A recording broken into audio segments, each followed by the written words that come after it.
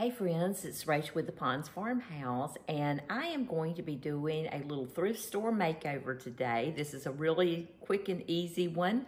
I picked up this cute little decorative bottle at Goodwill, and I thought it's just such a unique shape, and I love the little topper on it. It's a little bit distressed right now, but we can take care of that.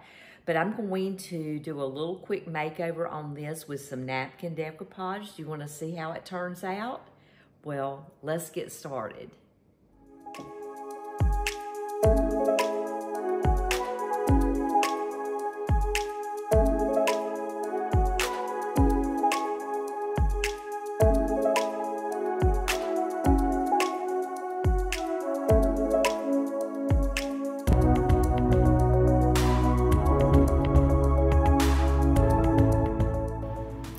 Okay, the first step is to paint whatever you're planning to use a napkin decoupage on with a solid background. And this is a clear glass, and the napkin decoupage will not look good on this.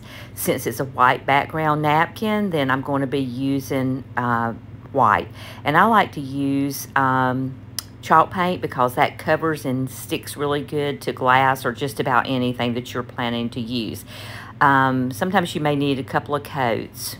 Since I began the project, I found a couple more vases that I'm going to do. So I'm actually going to do 3 different pieces, and I'm doing this similar to the Magnolia Market, their distressed spring design. Now that I have everything cut out, we're going to get ready to do the napkin decoupage. You want to separate your napkin because all you need is that top layer.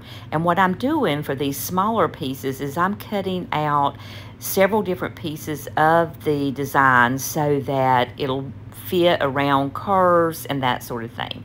Then I'm just adding a little bit of Mod Podge to smaller areas at a time, and then pressing the napkin into the Mod Podge with the brush and kind of going over it with another coat, another light coat of the Mod Podge.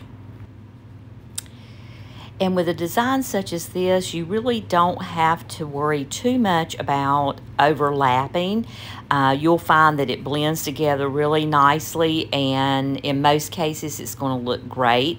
If you do get an area that you don't like how it looks, you can, remove it gently and then replace it with another piece of napkin.